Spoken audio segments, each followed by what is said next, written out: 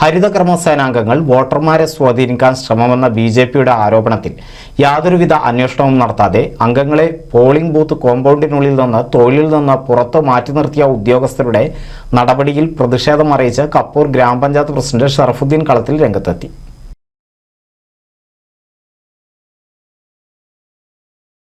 കപ്പൂർ പഞ്ചായത്തിലെ വിവിധ polling station കോമ്പൗണ്ടുകൾക്കുള്ളിൽ ഹരിതകർമ്മ സേനാംഗങ്ങൾ വോട്ട് ചെയ്യാനെത്തുന്നവരെ സ്വാധീനിക്കുന്നുണ്ടെന്നാണ് പൊന്നാനി NDA സ്ഥാനാർത്ഥി അഡ്വക്കേറ്റ് നിവേദിത സുബ്രഹ്മണ്യൻ പരാതിപ്പെട്ടത്. സ്ത്രീ വോട്ടർമാരെ സ്വാധീനിക്കാനുള്ള LDFന്റെ ശ്രമമാണ് ഇതിന് പിന്നിലെന്നും സ്ഥാനാർത്ഥി പറഞ്ഞിരുന്നു.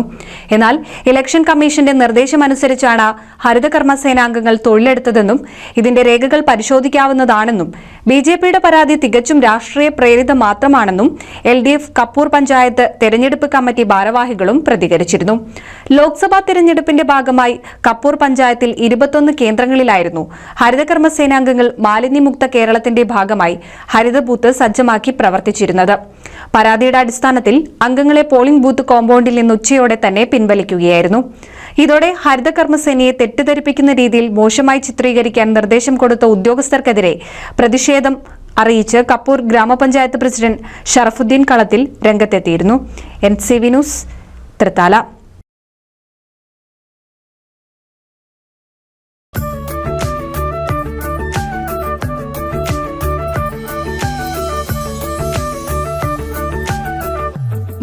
വർഷത്തെ വിശ്വസ്ത പാരമ്പര്യവുമായി എന്നും എപ്പോഴും കൂടെയുണ്ടെന്ന വിശ്വാസം. Basith wedding mall, Basith arcade, Poongottukulam, Tirur.